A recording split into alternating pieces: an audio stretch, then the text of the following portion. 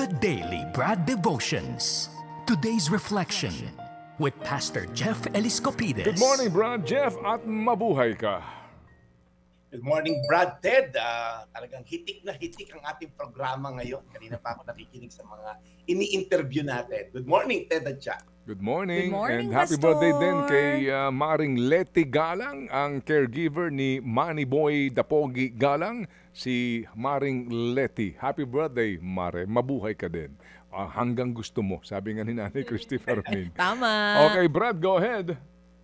Well, Ted, birthday din. Ito, presidente ito ng fans club mo sa Bulacan. Tita Angie Mangon, 77 years old. Nagbe-birthday ngayon, Ted. Fan na fan mo to. Biyanan to ng aking kaibigang pastor, Dennis Aquino ng Victory, Bulacan. Okay. Nanay Angie, ano pangalan niya, Angie? Angie Mangon, 77 years old. Nanay Angie, kumusta ang inyong lugar sa Bulacan? Lubog ba kayo sa baha? Ayan, ha? Opo. Ayan. Sa mga taga Bulacan, sana po din tayo po'y magising sa katotohanan sa mga nangyayaring ito. Okay, sige. So para tayo magising naman, ha? Sa magandang balita this morning. Go ahead, Brad. Well, overwhelming po yung magiging linggo natin ngayon. Simulan natin ngayon Lunes. Alam ko maraming mga sasabak at sumabak na ngayong karamihan sa traffic and all. Sa opisina, sa eskwela, sa bahay.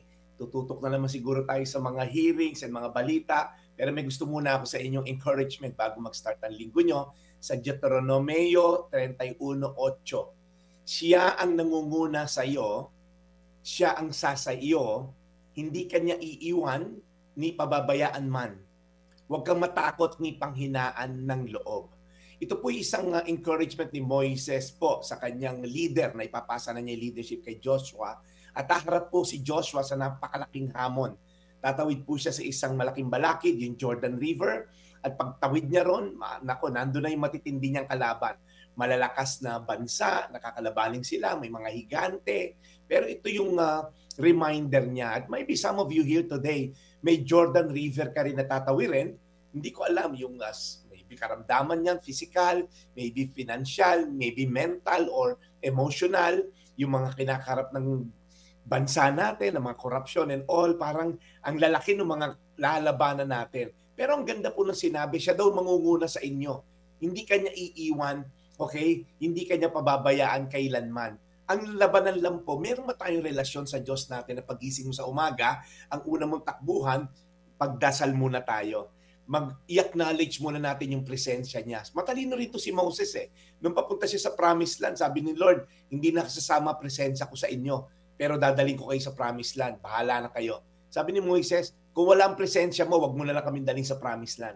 Kasi Moses knew very well, pag wala presensya mo, wala rin kwentang mabuhay. Kaya sinasabi rin ni Moises dito kay Joshua, ang presensya ng Diyos ang mangunguna sa inyo. Sa kabila po ng kinakaharap natin problema sa bansa, sa harap ng mga bibigat na hamon, sa maybe sa iyong physical na pangatawan o financial na kinalalagyan, paano mo ba mararanasan ng Diyos na malaman mong nauna na siya bago ka pa lang sumabak dito sa hamon ng buhay? Paano malaman? Well, the fact na buhay ka ngayon.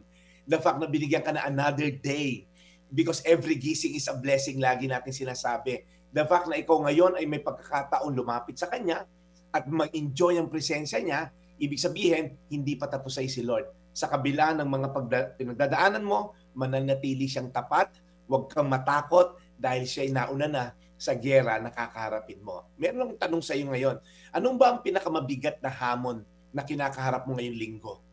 Paano mo ba mararanasan ng Diyos na nauna na siya bago ka man lang pumasok dito sa gyera na to? At lastly, kanino mo ba pwedeng ibahagi ang iyong hope na meron ka? Katulad ng mga tao ngayon na puno ng pag-asa dahil pinanghawakan nila ang salita na to. Deuteronomio 31:8, siya ang nangunguna sa iyo, siya ang sasa iyo, hindi kanya iiwan ni pababayaan man. Huwag kang matakot ni panghinaan ng loob. Tayo manalangin, Panginoon, napakaganda po na to pero minsan parang hindi namin na-experience. Pero Lord, ano ba gagawin namin? Tatalikuran ka ba namin o patuloy na aasa?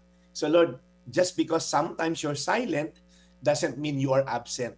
Minsan, Lord, tahimik ka lang dahil talagang pinapatatag mo ang aming pagdepende sa iyo. Pinatatag mo ang aming spiritual, Lord God, na kalagayan. Kaya Lord, ngayon, sa dami ng mga kinakaharap ng bansa, sa dami namin kinakaharap na personal na mga problema, Lord, nawa ay maintindihan namin na nauna ka na sa giyera.